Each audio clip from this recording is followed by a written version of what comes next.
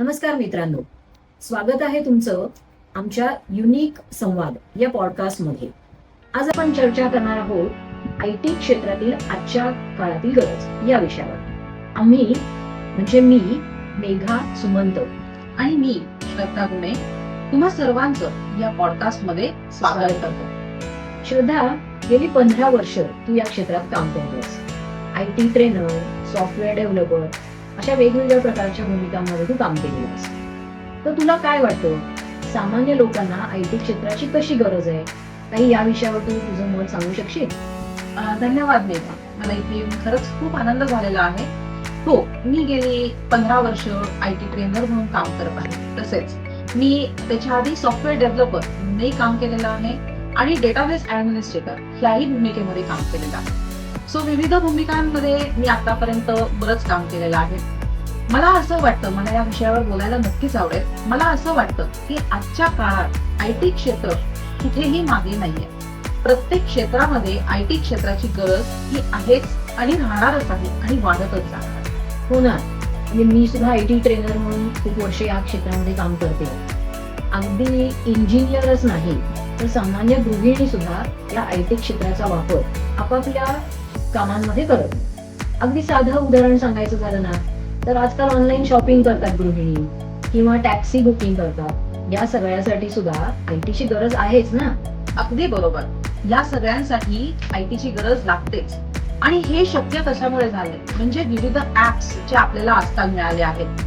फक्त शहरी भागातच नाही तर ग्रामीण भागात सुद्धा शेतकऱ्यांपर्यंत सुद्धा वेगवेगळ्या प्रकारचे ऍप्स पोहोचलेले आहेत, ज्यांच्या मागे ते स्वतःचे पीक, कुठलं पीक घ्यायचं, कसं घ्यायचं याची माहिती फक्त देशातूनच नाही तर परदेशातून सुद्धा मिळवत आहेत. हे शक्य झालं कारण विविध क्षेत्रातील लोकांनी आय टी मध्ये पाय ठेवला, आय टी ची मदत घेऊन स्वतःच क्षेत्र पुढे नेलं. तर मला हे अगदी आवर्जून सांगावं असं वाटेल की फक्त इंजिनियरच नाही तर इतरही बऱ्याच क्षेत्रांमध्ये लोक आज आय टी मध्ये आहेत आणि पुढे येत आहेत आणि ते काम पुढे नेत आहेत, ज्याच्याने सर्वांचीच प्रगती होत आहे. पण श्रद्धा, आय टी मध्ये जर करिअर करायचं असेल तर कोणती कौशल्य असावी लागतात, कोणते स्किल्स आपल्याला डेव्हलप करावे लागतात? तर कोडिंग तर बेसिक आलंच, पण मग त्याच्यामध्ये जावा आलं, पायथॉन आलं, जावा स्क्रिप्ट आलं, मग नक्की कोणतं स्किल आपल्याला डेव्हलप करावं लागेल? हे कसं कळेल किंवा हे सगळ्यांना कुठून याची माहिती मिळेल? बरोबर आहे. आय टी म्हटलं की सगळ्यात पहिले सगळ्या लोकांच्या डोळ्यासमोर काय येतं तर कोडिंग, म्हणजेच विविध प्रोग्रामिंग लँग्वेजेस शिकणे. बरं, प्रोग्रामिंग लँग्वेजेसची नावं सुद्धा अशी आहेत जसं की पायथन, जावा स्क्रिप्ट. असं वाटतं की बापरे, काय भयंकर आपल्या अंगावर काहीतरी येत आहे. तर सुरुवात कोडिंग हेच सगळं नसून काही सोप्या गोष्टींपासून सुद्धा सुरुवात करता येऊ शकते. काही साध्या गोष्टींपासून पण सुरुवात करता येऊ शकते. जसं की फ्रंट एंड डेव्हलपमेंट आहे, ज्याच्यामध्ये तुम्ही HTML साठी सोपी लँग्वेज वापरू शकता. ग्राफिक डिझाईन आहे, जिथे ज्यांची कला चांगली आहे, ज्यांचं ड्रॉइंग चांगलं आहे, अशी लोक या क्षेत्रामध्ये पुढे येऊ शकतात. ज्यांना व्हिडिओ काढण्याचं उत्तम ज्ञान आहे, ज्यांना ऑडिओ एडिटिंगचं उत्तम ज्ञान आहे, ती लोक सुद्धा फिल्म मेकिंग सारख्या ठिकाणी आय टीचा वापर अगदी योग्य रीतीने करू शकतात.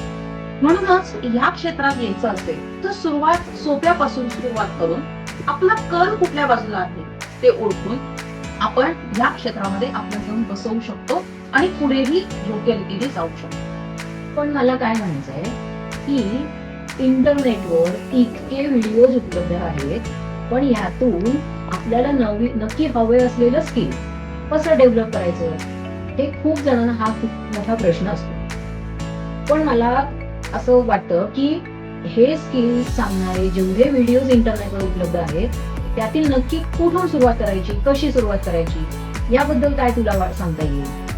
माझं याबद्दल मत असं आहे की हो, इंटरनेटवर आहेत विविध व्हिडिओज उपलब्ध आहेत, पण त्या व्हिडिओज मध्ये इतकी जास्त माहिती पुरवलेली असते की त्यातनं काय घ्यायचं काय नाही ह्याच्यामध्ये खरंच सामान्यांचा खूप गोंधळ होतो. त्यांना ह्याच्यामधनं आपण काय शिकायचंय हेच कळत नाही, सुरुवात कुठून करायची ते देखील कळत नाही. तर म्हणूनच आपण युनिक सिस्टीम स्किल्स म्हणजेच आपल्याकडे अगदी बेसिक पासून ऍडव्हान्स पर्यंत, अगदी ज्यांना आय टी क्षेत्राचं काहीही गंध नाही अशांपासून ते जे आय टी क्षेत्रात खूप दिवस झाले काम करत आहेत अशा लोकांपर्यंत सगळ्यांना ट्रेनिंग उपलब्ध करून देतो. नुसतंच ट्रेनिंग नाही तर आयटी क्षेत्रामध्ये काम करण्याच्या संधी सुद्धा उपलब्ध करून देतं. आणि नुसतं भारतातच नाही तर परदेशात सुद्धा आपण हे कार्य करत आहोत. हो ना, माझ्या हाताखालून तर अनेक विद्यार्थी बाहेर पडलेले आहेत. ते आपल्या युनिक सिस्टीम स्किल्स मध्ये ज्यांना कोडिंगचा अजिबात गंध नाही अशा स्टुडंट्स पासून अगदी परदेशातील विद्यार्थ्यांना सुद्धा आपण या युनिक सिस्टीम स्किल्स मधून संधी दिलेली आहे, त्यांचे स्किल डेव्हलप केलेले आहेत. आणि अशी अनेक मुलं, अनेक विद्यार्थी, ती तरुण असतील किंवा ज्यांचं वय थोडं मोठं असेल तरी सुद्धा त्यांनी शिकून आपले स्किल्स डेव्हलप करून आता ती सगळी मुलं आपापल्या पायावर उभी आहेत, मोठ्या नामांकित कंपन्यांमध्ये आपापल्या मोठ्या मोठ्या पदांवर काम करत आहेत. पण हे सगळं शक्य झालं युनिक सिस्टीम स्किल्स मध्ये आपण जे काही त्यांना ज्ञान दिलेलं आहे त्या ज्ञानाच्या जोरावर त्यांनी ही सगळी प्रगती केलेली आहे. खरंच नाही का, तुला हे किती समाधान वाटत असेल नाही का, म्हणजे असं मुलांचं आपल्या त्यांचा प्रगती बघून, त्यांची पुढचं हे बघून तुम्हाला किती छान आणि किती समाधानकारक वाटत असेल. अगदी नक्की. तर ह्यासाठी मी तर युनिक सिस्टीम स्किल्सचे आभार मानेन की त्यांनी ह्या संधी मुलांनाच नाही काम करणाऱ्या विविध देशातल्या लोकांना उपलब्ध करून दिल्या आहेत. तसंच आम्हालाही ही संधी दिली आहे की आम्ही त्यांना मदत करून त्यांना त्यांच्या पायावर उभं करून देऊ.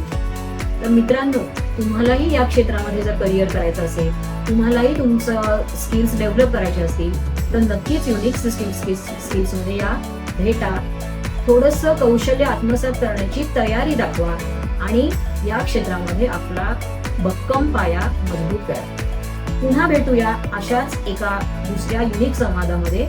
तोपर्यंत नमस्कार.